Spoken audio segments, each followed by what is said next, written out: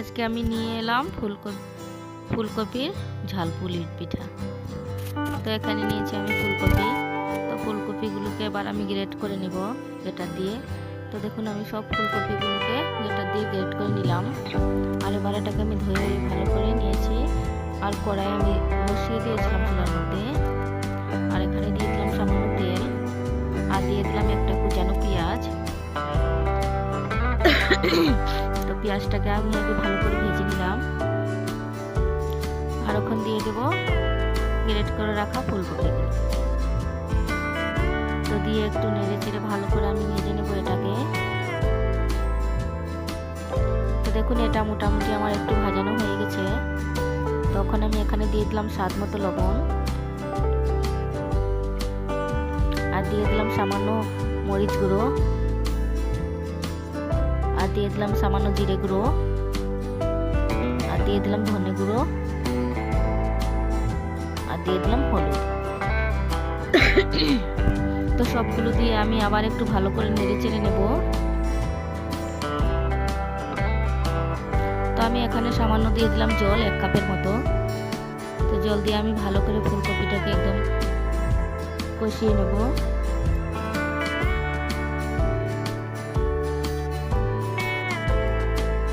তো দেখুন আমার ফুলকপিগুলো বেশ কষানো হয়ে গেছে আর ভালো করে সিদ্ধ হয়ে গেছে। তো এবার আমি ফুলকপিগুলোকে নামিয়ে নিলাম। আর নামিয়ে এটাকে আমি একটুখানি ঠান্ডা করে নেব। আর এদিকে আমি আবার কড়াই বসিয়ে দিলাম চুলার মধ্যে। আর এখানে দিয়ে দিলাম আমি 1 বাটি জল। তো দেখুন জলটা আমার ফুটানো শুরু হয়ে গেছে। আর এখন আমি এখানে দিয়ে দিলাম পরিমাণ মতো লবণ, আর দিয়ে দিলাম 1 বাটি চালের গুঁড়ো। তো এখানে আমি 1 বাটি জল নিয়েছি আর 1 বাটি চালের গুঁড়ো দিয়েছি।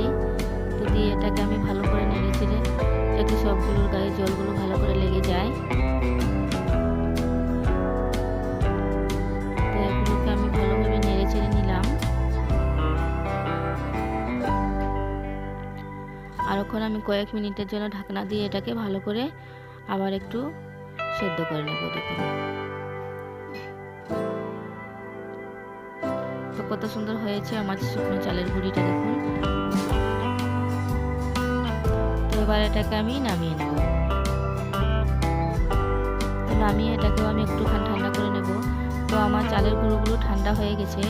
তো এখন এটাকে আমি ভালো করে একটা ডো বানিয়ে নেব। তো দেখুন ডোটা কত সুন্দর হয়েছে। আর এখন এখান থেকে আমি ছোট ছোট করে লেচি বানিয়ে নেব।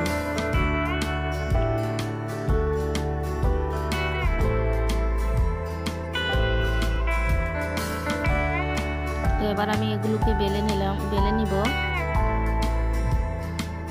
আর আমি এখানে শুকনো আটার গুঁড়ো দিয়ে দিলাম একটু।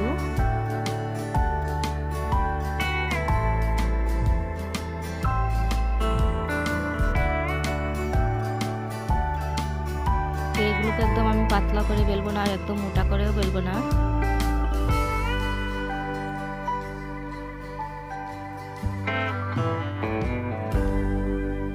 তো আমার এই রুটিগুলো দেখুন বেলানো হয়ে গেছে। তো আমি এখন একটা গিলাস নিয়েছি আর গিলাসের সাহায্যে এগুলোকে আমি ছোট ছোট করে বের করে নিচ্ছি। দেখুন 1 মাপের সবগুলো।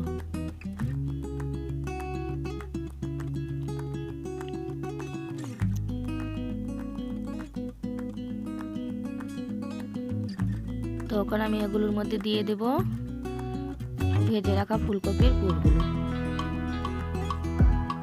তো দিয়ে আমি এরকম ভাবে এটির মুখগুলো বন্ধ করে দেব।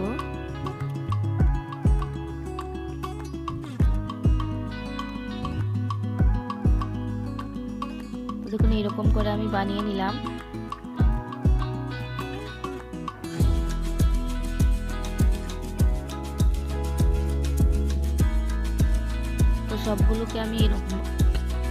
তো সবগুলোকে দেখুন আমি এরকম ভাবেই বানিয়ে নিয়েছি। আর এদিকে আমি চুলার মধ্যে তাওয়া বসিয়ে দিলাম। তো তাওয়ার মধ্যে আমি একটুকু তেল দিইনি।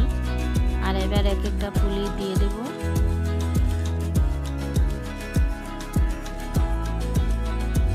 তো আমি সবগুলো পুলি তাওয়ার মধ্যে দিয়ে দিলাম। আর এবার আমি উলট পালট করে দেখুন পুলিগুলো আমার এক সাইড হয়ে গেছে। তো এবার আমি আরেক সাইড দিয়ে দেবো উল্টে এরকম ভাবে। যাতে ভালো করে পেকে যায়।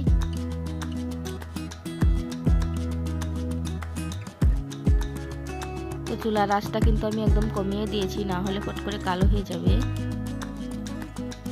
দেখুন কত সুন্দর হয়েছে পুলিগুলো। তো আমার পুলি পিঠাগুলো হয়ে গেছে, তো এবার আমি এগুলোকে নামিয়ে নিলাম। আর আমার রেসিপি দেখার জন্য আমি সবাইকে অসংখ্য অসংখ্য ধন্যবাদ জানাই।